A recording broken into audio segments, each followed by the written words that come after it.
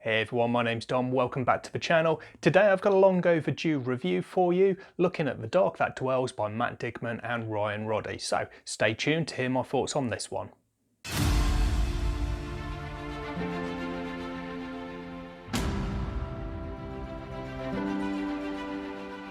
So The Dark That Dwells is a self-published sci-fi space opera by husband and wife duo Matt Digman and Roddy. And it tells the story of four strangers swept up in a gripping adventure of thrilling battles, ravenous creatures and the return of forbidden magic. So especially for a sci-fi, there's quite a lot there, quite a lot of options, paths that you can go down, and I was really interested to see which ones this book would take. So I guess a good place to start with this is going to be with those four kind of named characters, if you like. Now, the synopsis of the book lists these four characters not by name but kind of by an identifying factor. So you've got Ranger, Warrior, Tyrant and Arcanist. And for the most part these are all completely different characters, although there's a lot of interaction between them as you might expect as the book progresses. So in terms of the story, there's kind of four main kind of plot points, four main storylines that all converge to make this one overall story. And each one of these four focuses on one of these four characters, as makes sense. So with these, you can, if you look at it at a very base level, I guess you could say that we've kind of got three good guys and one bad guy within this four. But as with many books, it's not necessarily as cut and dry as that. So the ones that you might see as kind of being the good guys, you've got your Ranger, Fall Arden, your Warrior, Ban Morgan, and your Arcanist, Sydner Orin. And then the kind of the bad guy in this equation is Tiga of Westmarch, who is the Tyrant. And although the four are all kind of given equal footing in terms of the synopsis of the story, I feel like it was Fall Arden who was kind of the overall main character of this book. I don't know if it's because he was the one that I kind of liked the most, I liked the segments involving him the most, or whether it was because he actually did have more page time. I've not actually checked that, I'm not sure if he had more page time, but it just kind of felt that way to me at least. He's one of the characters who you do kind of see a bit more of in terms of backstory and kind of what makes him the character that he is at the time that we're reading about him. Some of the others, although we do see backstory, I feel like it's not delved into quite as much as it is with Fall Arden. So that's why he kind of stands out as being kind of the main character and the most developed character for me. So Fall is a ranger, he's an Eternian ranger who is basically on the lookout for jobs. He's a bit of almost a mercenary, I guess, in that sense. And rather than battle or protective services or anything like that, he's actually taken on a job as a guide on a ship that's gone out on an exploratory mission. And along with him, he's got, it's almost, I guess, a bit like an animal companion. There's a character called Hermes, who is kind of a demon sort of character. He's like a little red furry demon, although it's difficult to say that because he is also a shapeshifter, so he does change around and we do see him in various different guises as befits the particular situation. Sometimes he might just be a kind of a small bar of metal that you can put in your pocket so he can be carried around and not really have any attention drawn to him. And sometimes he's like a giant bear-like creature with claws and jaws and teeth flailing everywhere, tearing up an enemy. Now, in terms of the setting being a full-blown space opera, Fall seems a little bit strange to me because I don't think in any point really in the book does he use a gun. He uses a mechanised bow and he uses a sword. The sword is described as basically being indestructible, and the bow kind of takes shape when being used and then folds itself in when not being used, so he can carry it around in kind of a pocket on his leg. And it's got a variety of different arrows depending on the situation. He basically says what arrow he wants and then that is the next arrow that comes out. So there's obviously some really high technology to this, but at the same time it seems like really low-tech weaponry. So it's a little bit of a strange kind of mix there. But, you know, with the way these arrows work, they cause explosions and so forth. So maybe that's just as good as having a pistol or a rifle or whatever all the other soldiers have.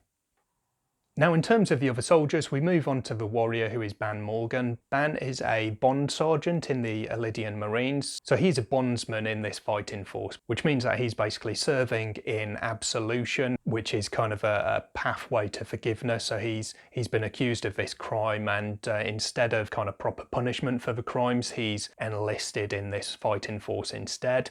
He's got high hopes. He wants to become a knight, but this thing that he's got hanging over his head is kind of standing in the way of that, basically. So his dream has kind of been ripped out from under him. I won't go into the details, obviously, because that's all revealed in the book, and this is a non-spoiler review, but that does weigh quite heavily on him. And you can see from the choices that he makes that he's trying to follow the pathway of these sort of very noble knights, even though he can't be one himself because of the situation he finds himself in.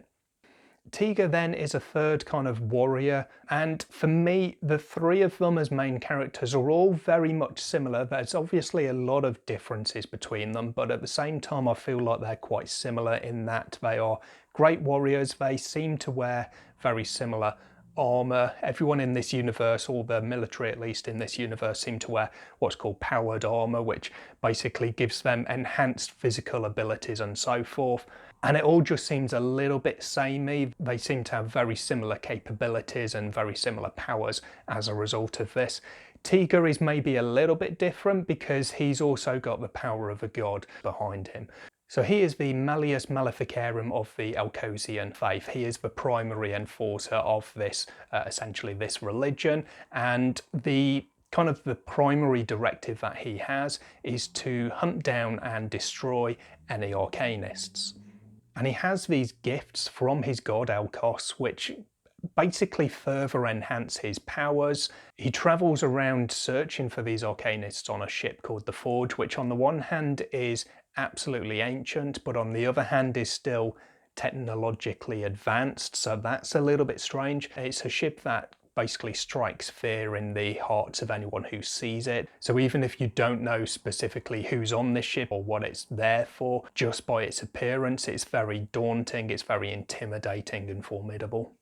These kind of gifts from his god Alcos, though, essentially give Tiga, it's almost like a form of magic, and he's always described as having kind of violet, I think it is, flames around his body or coming out of the joints of his armour and so forth. So obviously to look at him, he's obviously again a very intimidating figure. Basically he's a massive character anyway, he's a massive kind of man, and then he's got this additional armour and he's got these additional gifts of his god, and he's got these kind of violet flames and an electronically enhanced voice. So it's kind of almost a little bit like Darth Vader in that sense, although there's some very obvious differences between them. One of which, from just physical appearance, is that Tiga's armour is white as opposed to Darth Vader's black, but it gives the same kind of vibe for me in the way that he instills fear into the hearts of anyone who looks upon. And then we come to Sydner, who is the one out of the four who's the most different, partly because she's the only female out of this kind of leading four, but also because she's not necessarily a warrior. She's a very different character outside of the physical as well. She's an arcanist then, so she is one of these people who's been hunted down by Tiga of Westmarch, and obviously as a result she spends a fair portion of the story trying to flee from Tiga, or trying to thwart him and do what she can to essentially stop him from chasing after her. As an arcanist, she's essentially the closest that we've got in this world to a magician. These arcanists have implanted molecular technology which basically allows them to manipulate a code, which is essentially the kind of rules of the universe and what can and can't be done. So they can manipulate that, which essentially gives kind of reason to what we would probably typically describe as magic. And this VI, this implanted technology that she has that allows her to control the code, there are crystals kind of hidden, lost around the universe, I guess, which allow the user to access different parts of the code, and therefore allows them to have different powers if they're able to use them. So she's basically hunting down these crystals to become more powerful and to have the power to free her people. So in terms of the story itself, although we do have these four kind of listed characters and these four kind of storylines, obviously they're going to cross over quite a bit. We're going to see characters crossing paths at various points in the story. And kind of the main overarching factor that draws them all together is this return of the forbidden magic. And with this, we're looking at these crystals, which Sydner and her people can use to manipulate the code, and essentially that gives them this forbidden magic. So although the storylines are separate, We do kind of see Sydner's storyline, and I guess by extension Tiger's storyline, as he's trying to track her down and stop her. But we do see Sydner's storyline kind of taking a bit of a precedence, even though I've said that I feel like Fall is the kind of the main character out of the four of them. So it's a bit maybe confused in that sense. But that's just because of the way that the story kind of weaves these other characters into that one main plot line, I guess.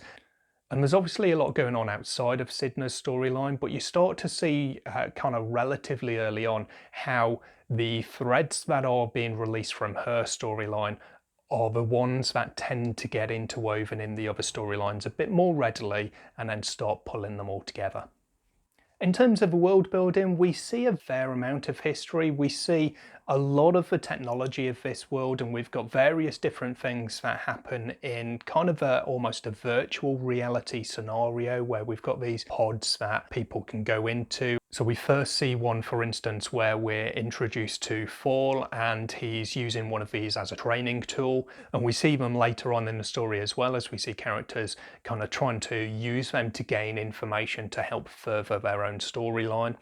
And being set in space, we spend a large portion of the time on ships. We do see various different planets and so forth. So there is quite an expansive world. There's quite a lot of kind of new technology with the VI and with various bits of the armor and the weaponry and so forth that we do get to see in this initial book in this series. And one thing that I do quite like about it really early on in the storyline is the level of detail that the authors go into when they're explaining these things, when they're introducing these things. Primarily kind of where it's most noticeable, I would say, is when we're first meeting Fallarder and we have his armor and his weaponry really described in great detail. We know the colors, we know kind of exactly how things look, exactly where different parts of his armor fit in relation to each other, where his sword is, where his bow is, how they work and so forth. So there's a great amount of detail in there. And that was kind of almost a little bit strange for me because although I've not read a vast amount of sci-fi, I'm not used to that level of detail, that level of description. Certainly for something quite minute really in terms of the overall kind of plot and what we can actually see in front of the characters. So I quite liked that kind of early on in the storyline. I thought that was really well done and really kind of started the book on a good footing for me. Now, especially through the use of these kind of virtual reality pods and through interacting with these crystals and the VI and so forth, we do get to see a bit of world history as well. We do get to learn a little bit more about things like the Forge, the great ship of Tiger of Westmarch. We find out a bit more about some of the weapons and the armor and the knights that Ban is trying to join and the rangers that Fall Arden and a couple of other characters are a part of. So we do see a lot of that. We also learn about various other kind of almost mythical characters and things like the god Elkos and so forth. And then of course we've got Hermes, this kind of demon, and we learn a bit about his backstory. So there's obviously a lot of work that's been put into developing this world before words have started to be put onto the page. And I like that because you know that you've got this detailed world, you've got this universe, you've got these characters, and you got a real feel that the authors know pretty much everything about them before they've started telling the story. And that really shows from the description and the way that everything kind of pulls together as the story goes on. Now, in terms of my enjoyment then, what did I like and what did I not like? Now, I read this book a good couple of weeks ago now, and I've been kind of mulling it over in my head, trying to get my thoughts straight on it, and I don't think I'm quite there yet, which is why this review maybe is a bit more rambling than some of my others. And part of that, I think, is because I did kind of get a bit confused as the book started to reach its conclusion. Now, I said before about the level of detail and description and being able to really picture in high detail the characters and so forth at the start of the book. And I found as we got towards the end, there was so much happening, so much action, these great battle scenes. And for me, the level of description really fell away at that point. I guess on the one hand, you can't really bog down your action scenes with great detail, because then you really lose the feel of the action, you lose the flow of it, and it doesn't quite work out. But in this situation, what it meant for me is that I wasn't really able to picture what was happening, and I was reading all of these words and having all of these things happening, explosions here, ships crashing there, creatures coming out of nowhere over in another place, and it was just a little bit too much, and I just really lost a feel for actually what was happening to who, where, who was doing okay, who wasn't doing okay, who was actually in this particular scene and who wasn't. It was just all a little bit confused for me. I found that around the 80% mark I was ready for the story to finish. I thought there was a good position for it to finish there, but obviously with knowing there was another 20 or so percent of the book left to go, I knew that it wasn't coming to an end here. But I think it was around that point I really felt that could have been cut from this story and integrated into what will become a second book in this series. And for me, that's kind of where I was pushing through it and really kind of losing my focus on what was actually happening and who was involved and so forth. So that's the main thing that I found to be quite an issue, and it really hit my enjoyment of this book, which started out as a good level. I was really enjoying it, really excited to see where the story went, really intrigued in the world and the characters and so forth. But by the end of the book, I just thought, I'm more confused about things now than I was at the start of the book, and that's obviously not great for a book that was several hundred pages and has been taking me through this story, taking me through these characters and this world and so forth. So overall, that took it down to a 3-star rating for me, which was a real shame for something that I was really enjoying, and I was really excited to come into this book and to see what it was all about. I've heard some really great things about it. Now, in saying that it's a 3-star rating, I've said before that's not actually a bad rating. That's still a decent score. It says that I liked this book. It's just that I didn't love this book, even though I actually kind of wanted to, I think.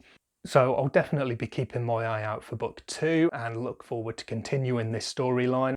And you know, this is a debut novel from these authors, so hopefully book 2 will be a little bit more polished anyway, as you generally do tend to find with sequels. For my weighted rating scale then, that put the enjoyment as 14 for me, where it's pretty good, but it could definitely be better. I tend to look to a score of around 15 as being the lowest mark. That's kind of the 75% mark, which is where I really aim to be looking for if I'm to have enjoyed a book.